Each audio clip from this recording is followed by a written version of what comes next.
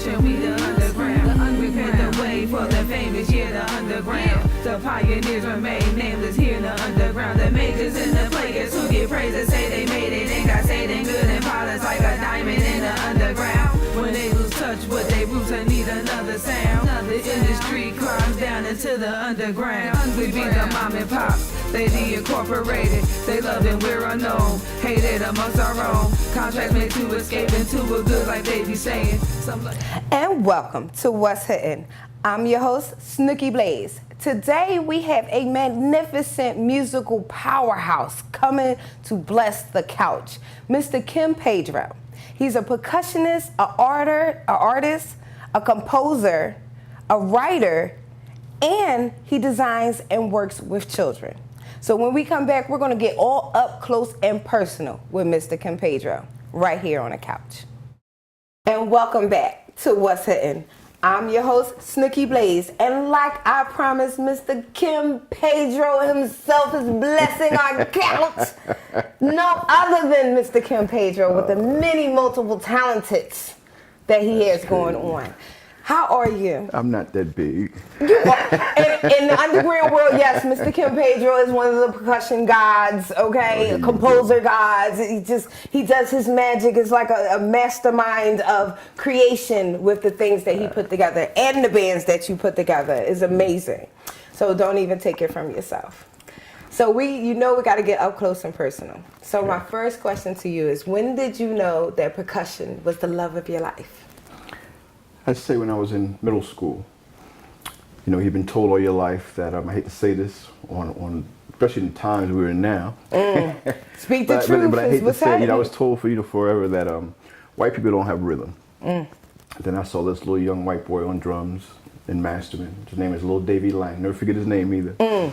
And he got on stage behind this drum set, and he played along to a Michael Jackson song.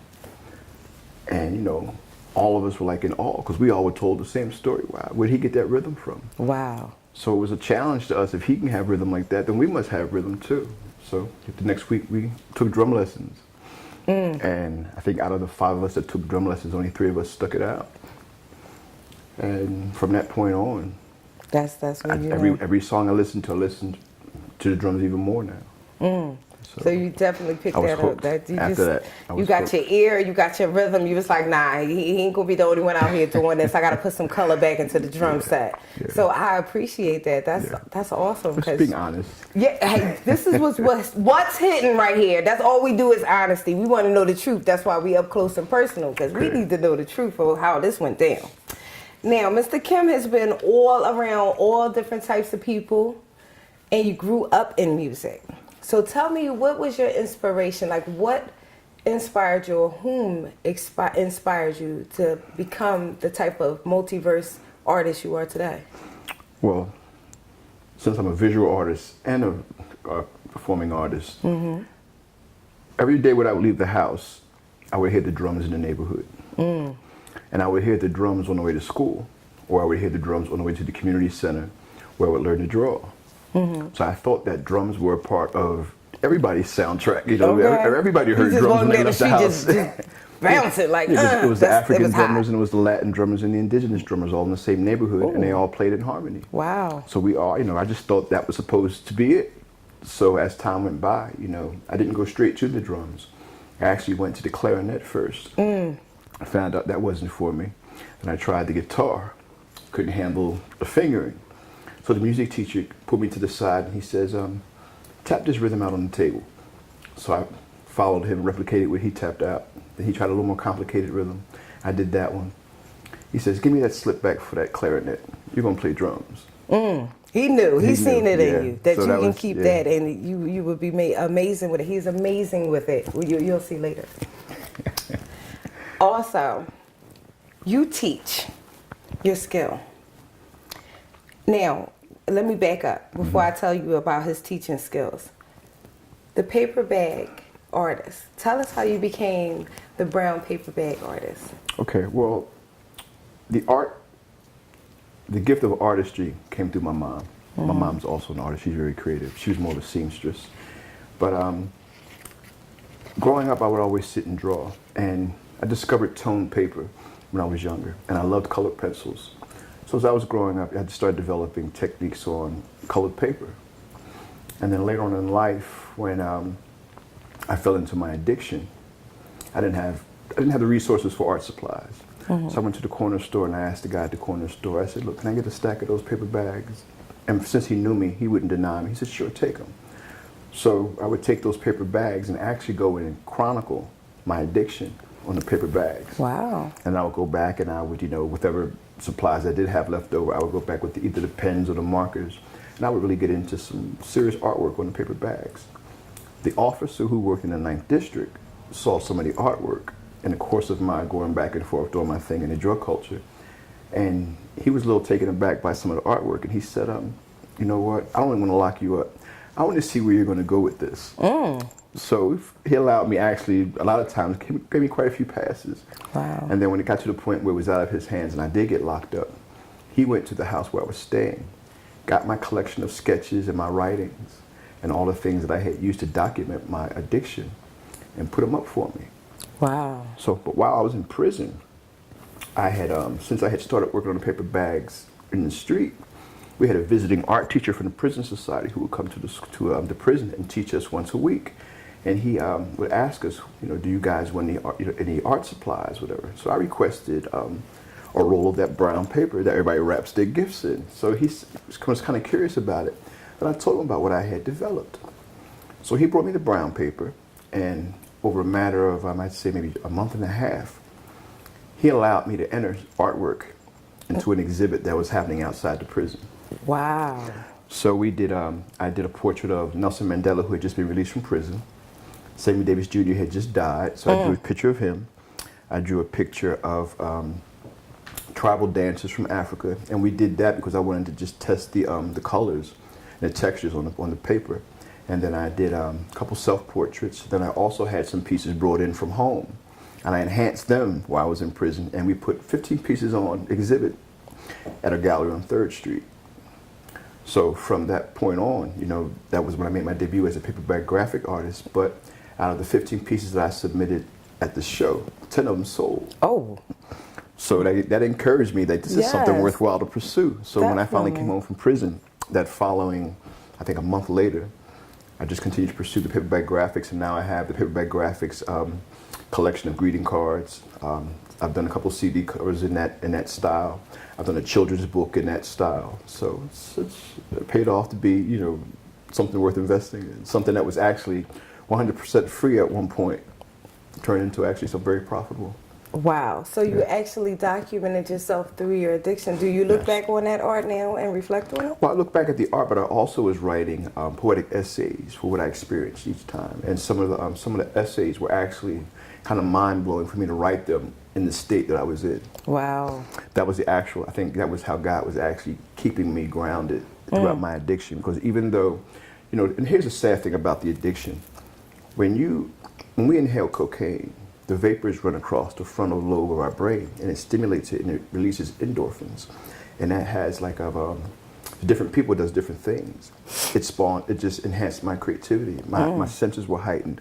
I could hear better, I could see better, I could capture the moment better. So that's why I would write, and I would write maybe 3 or 4 essays a night.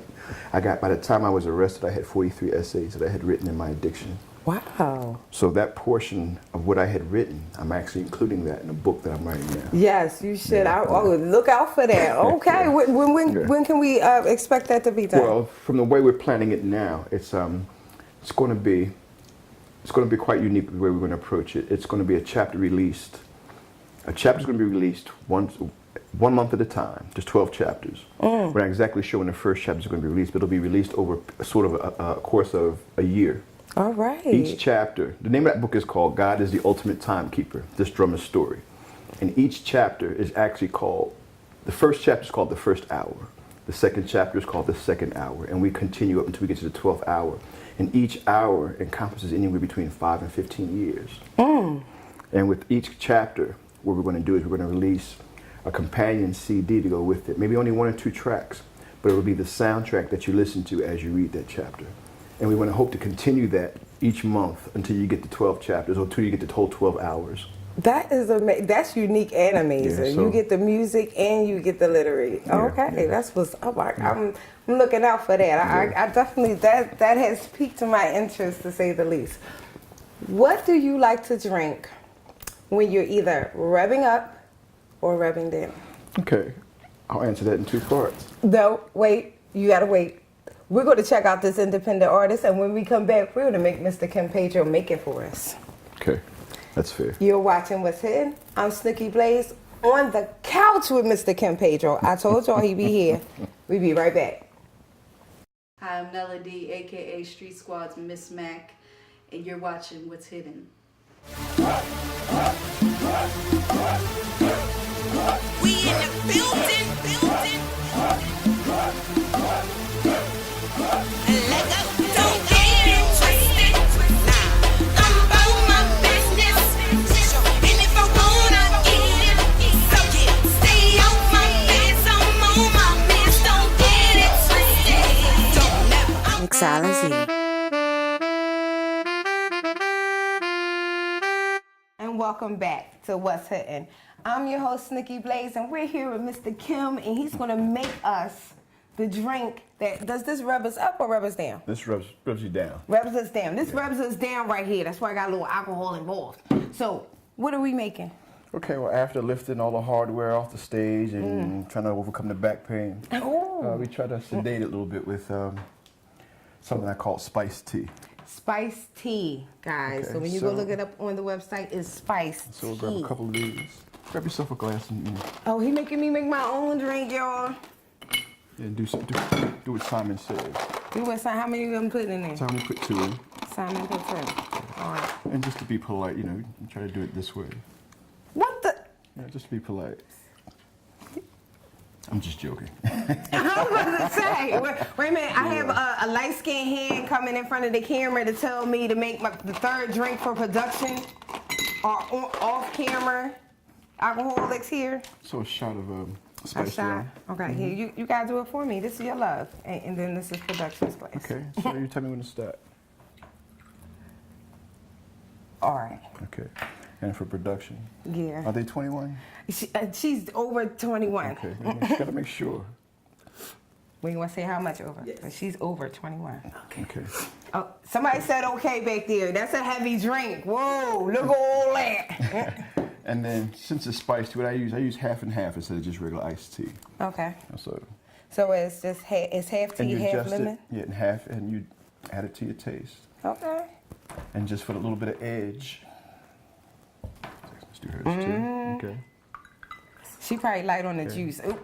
You heard that, right? Yeah, I did hear that. I thought it was the mic. Yeah, you know, somebody's light on the juice. Whoa. Yeah. And just for that extra little spice, a couple slithers of ginger. You do, because that's a little bit spicy there. So how spicy? I like spice. Okay, well, so I'm gonna make you better mine check it spicy. first. I'm just gonna drop one and I'm gonna drop two for production. Okay. And then a little bit of lemon. Do I squeeze my lemon It's or up to just you. drop It's it up in to your there? taste. Oh my God! I hope the mic is picking up production in the background talking about squeeze mine. I really do. All right. Okay. This is the creativity. Yes, I need it. I got a lot of editing. This is for going on. production. Wait, production has to come get her drink. Now, cheers to production. Cheers to production. What's hidden is now seen. Oh, I like that. You don't even taste the booze. No. But you gotta be careful. Yeah, this is one of them sneak up on you drinks. That's why you drink it after.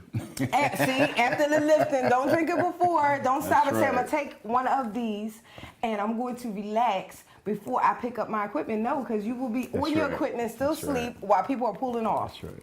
We'll be right back to What's Hidden after this independent artist. Back on the sofa with Mr. Kimperdo. Okay. Your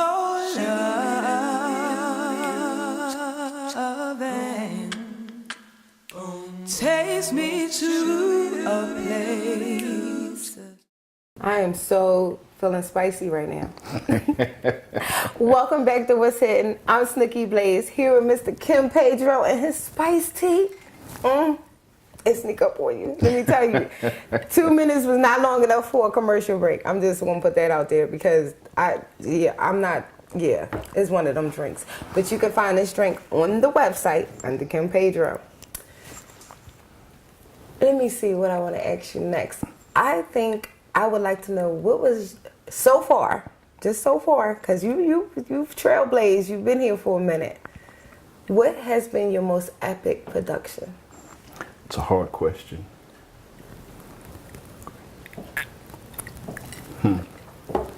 Just so far, we're not saying nobody wasn't epic, and we're not putting nobody down. We're just saying to you, like, because it could have been a mentor, it could have been somebody you felt as though like you would never get to play with, and you actually got to rock out with that person.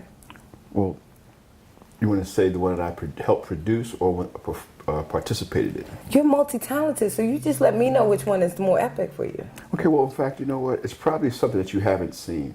What was most epic for me was not any of the concerts, but the community event that I used to host called Hoodstock.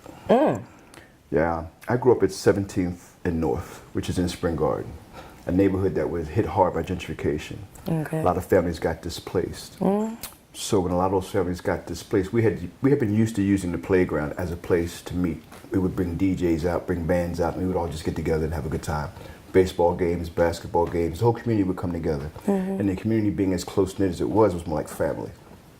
So when gentrification hit that neighborhood, a lot of those families got displaced and didn't have enough time to get contact information from some of their friends in the neighborhoods. So a lot of them got placed in outskirts of town and places that were unsuitable for them. So we found out that we were only seeing each other at funerals. Yeah. So we created something called Survivors Reunion that would bring all those families back together and not do it at funerals. So the Survivors Reunion was the way that we were able to bring all those original families from Spring Garden. We're talking about back to the 30s and 40s, the original African families, the original indigenous families, the original Irish and Filipino families that all inhabited Spring Garden. And we brought all those, plus the Latin families, and some of the newer residents, we brought all those families back together at the Survivors Reunion. And the first year we did it, it was an experiment. We didn't know how people were going to respond to it. We took a handful of guys who grew up in the neighborhood. 3 of them were old heads. Some of them were ex-gangbangers, some of them were ex-drug dealers, but all of us were residents of the neighborhood, and we all knew how close-knit the neighborhood was. So what we did was we started the reunion, and we watched families literally break down in the middle of the field, overwhelmed with joy, just to be able to see, who they grew up next to all those years back there in that space. And the playground at 18th and Wallace is a historical site for all of us because that whole city block used to be houses, but when they made it a recreation center, it was a way that actually kind of bridged the gap from all the different communities and demographics that we had in the neighborhood. So we used the Survivors Reunion as a way to bring all those displaced families back and show that whether we lived there or not, we would be alive there forevermore. And then the musical component of that's what was the thing that was so overwhelming. I was able to get musicians that I had either performed with, recorded with, communed with, hung out with, to come and give back. And we're talking about 10, 12 years of being able to perform quality music for this reunion at no cost.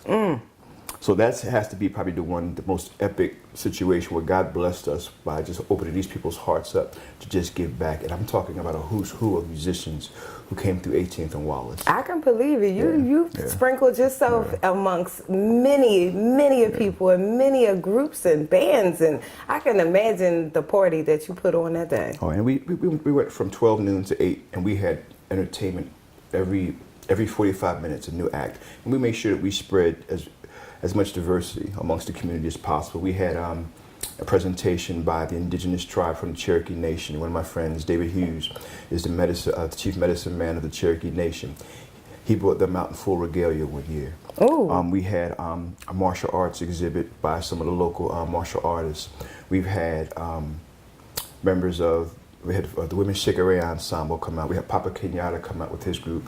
We had Hip Souls of Nights. I mean, you name We've had Latin The Christian who's bands who. come out. Yes, You've had we've the had who's Ghetto who. Songbird come out in the early days. We've had Charlie Ellerby come out. We've had a lot of people just come out and just give back to the community for those first 15 years. So that has to be the most epic production to Is be a that part still of. going on every year? No, we actually stopped it 2 years ago because of a lot of the politics and a lot of the situations with gentrification. In fact, on September 23rd, the Latin community is fighting an uphill battle to maintain that space to do their event. They have an event in September called the Latin Heritage Festival, and that same playground. But this year, they were actually denied a permit to use that space. But because the leaders would not just bow down and accept that, they went and fought it and went over their heads, and now they've been granted permission, and they're given full support by the city. And the person who denied them that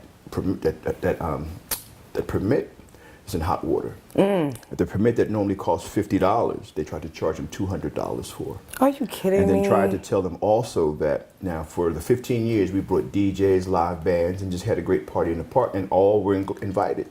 So now they told them that they couldn't bring the DJs, they couldn't have the live bands. So they changed all these ordinances, criteria. all because of the fact that he said they don't live there. Wow. So it's like we have to forget our history. That's crazy. So that was the importance of why we would have the survivors, so we wouldn't forget our history, so our history wouldn't just be wiped and erased. Yes, You know, because they're doing that systematically Yes, all yes. over the place. And for people who don't know what 18th and Wallace is, it's the same playground that Will Smith used to say, this is West Philadelphia, born and raised. That eagle was actually painted by some of the residents who went to that school, who went to the art program that we had on Mount Vernon Street at that time. Wow. So that eagle is representative of actually our community. So the freedom that we had at that time. That's crazy. And they not only denied the permit, but then raised the permit Yes. and gave them a whole set of requirements Yes. that wasn't in place beforehand. And even to this point, they're actually at in the situation where they have to prove themselves in their own community. You're talking about 100 years of history, That's collective history, outrageous. amongst all these people who now are insignificant to the people who live there. That's crazy. Speaking of neighborhoods, tell us about the Ridge Avenue project. Okay, and Ridge Avenue is adjacent to Spring Garden. And we suffer some of the same problems there because of the fact of people don't understand the history of Ridge Avenue. When Ridge Avenue was thriving, people of color didn't go in Center City. We had everything we needed right there. You know, people talk about Rosewood and some of those other successful societies. Ridge Avenue was one of those societies where it was self-contained and self-reproductive. Ridge Avenue is also the home of the original Blue Note Jazz Club. All right. Where a lot of people know the flagship is in New York, but the original club is on 15th Street. And I just was asked a question the other day, the significance of the Blue Note and John Coltrane. And I told somebody, had it not been for the nightlife on Ridge Avenue, my parents would have never met. See? So it's very significant to me. Okay, now that's where he started, Yeah. literally. But what we're trying to do Ridge Avenue is a very heavy cultural corridor that's now even more attention is being drawn to it because the the Divine Lorraine Hotel is being opened. And that's at the head of Ridge Avenue. So we're operating between 16th and Ridge and Poplar. And what we're trying to do, what we're going to do is revitalize the cultural aspects of Ridge Avenue. There are a couple of restaurants that'll be opening soon. There's a couple performance spaces now that are being utilized. Right now we're utilizing the courtyard at 1708 for concerts. Friday night is movie night, Saturday night is live concerts and dinner. Sunday is brunch and dinner. That's awesome. We're going to take a wait, man, hold up, because I got to ask him some more questions. But we're going to take a real short break. Check out one of our independent artists, and we'll be right here with Kim Pedro, and we're going to find out where you can find him and some of his next and upcoming shows. We'll be right back to What's Hidden.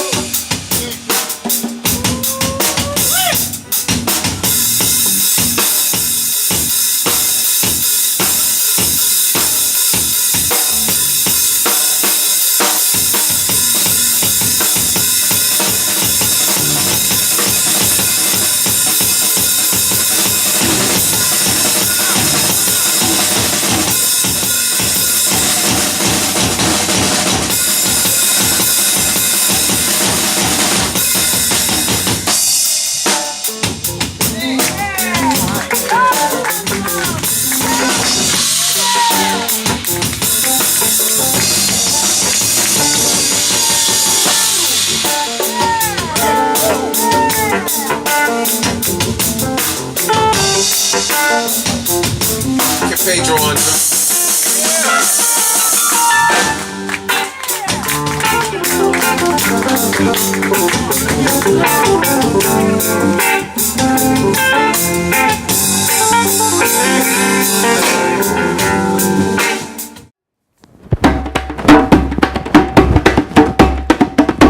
I'm Karen Smith.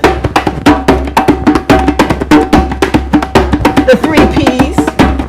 Percussionist. Playwright. Poet. And you're watching What's Hidden. And welcome back to What's Hidden. I got my questions out. You're going to have to find out what I asked.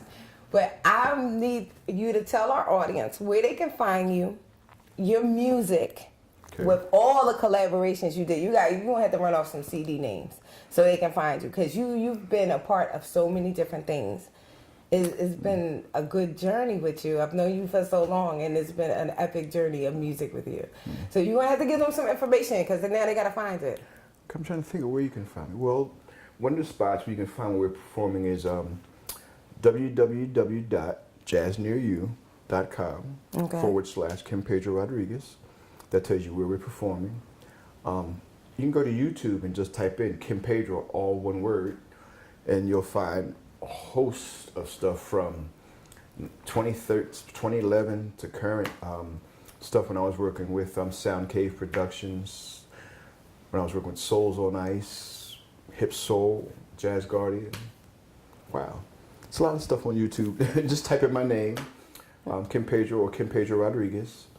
And I have 2 YouTube pages, 2 Facebook pages. You can check me out, Kimperdo Rodriguez, or Kimperdo's New Groove Network. New Groove, Yeah. Short Money, Yeah. every Friday, Yeah. 8 to 9 p.m., 106.5 FM. You can hear Short Money. That's one of my favorite songs. I'm sorry. That's what I play. Okay. Also, you can find me working with the Francisville Neighborhood Development Corporation. I'm the Arts and Culture Coordinator for that strip of Ridge Avenue. So I'm doing that. Or you can find me between now and December. You can find me either at Francisville or Northern Liberties Recreation Center teaching creative arts. Or you can find me, let's see, where else am I? You can find me on September 21st, which may be too late for some of you watching this.